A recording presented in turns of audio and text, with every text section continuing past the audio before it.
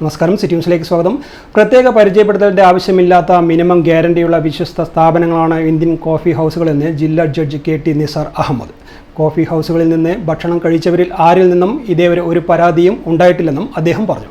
ജില്ലാ കോടതിയുടെ പുതിയ കെട്ടിടത്തിൽ കോടതി ക്യാൻറ്റീനായി ആരംഭിച്ച ഇന്ത്യൻ കോഫി ഹൗസ് ശാഖയുടെ ഉദ്ഘാടനം നിർവഹിച്ച് സംസാരിക്കുകയായിരുന്നു അദ്ദേഹം. പ്രാക്ടീസ് ആരംഭിച്ച നാൾ മുതൽ പുറമേ നിന്നുള്ള ഭക്ഷണത്തിന് കോഫി ഹൗസുകളെയാണ് ആശ്രയിച്ചിരുന്നതെന്നും ജില്ലാ ജഡ്ജ് ഓർമ്മിച്ചു. ബാർ അസോസിയേഷൻ ക്യാൻറ്റീൻ ഏറ്റെടുത്ത് നടത്തുന്നത് ഇന്ത്യൻ കോഫി ഹൗസാണ്.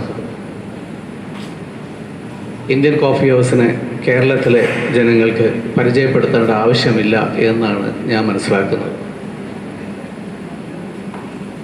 ഞാൻ പ്രാക്ടീസ് ചെയ്യുന്ന കാലത്ത് കോഴിക്കോട് എന്നും ഉച്ചയ്ക്ക് ക്യൂ നിന്ന് ആളിരുന്ന് ഭക്ഷണം കഴിച്ച് എണീക്കുമ്പോൾ ചാടി കയറിയിരുന്ന് ഭക്ഷണം കഴിച്ചത് ഇന്ത്യൻ കോഫി ഹൗസിൽ നിന്നാണ്. അന്ന് അവിടെ PK അഹമ്മദ് അപ്പാർട്ട്മെൻറ്റ് കോംപ്ലക്സിൽ കോടതിക്കടുത്തൊരു ഇന്ത്യൻ കോഫി ഹൗസ് ഉണ്ടായിരുന്നു. അപ്പോൾ ആ കാലം മുഴുവൻ ഉച്ചയ്ക്ക് ഭക്ഷണം തന്നത് ഇന്ത്യൻ കോഫി ഹൗസാണ്. അത് കഴിഞ്ഞ് സെലക്ഷൻ കിട്ടി ഹൈക്കോടതി പോയപ്പോൾ അവിടെയും ട്രെയിനിങ് സമയത്ത്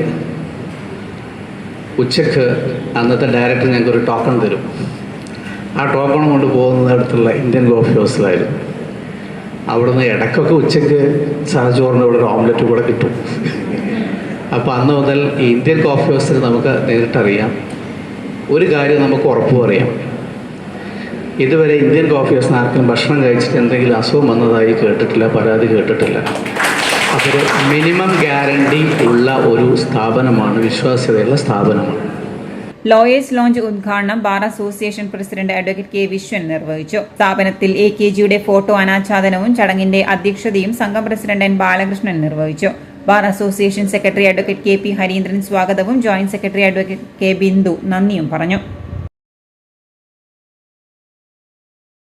കൂടുതൽ വാർത്തകൾ അറിയാൻ സിറ്റി ചാനൽ വാട്സ്ആപ്പ് ഗ്രൂപ്പിൽ ജോയിൻ ചെയ്യുക. ഒപ്പം YouTube ചാനൽ സന്ദർശിക്കുക. വാർത്തയുടെ അവസാനിക്കുന്നില്ല. മറ്റൊരു വാർത്തയുമായി വീണ്ടും കാണാം. നമസ്കാരം.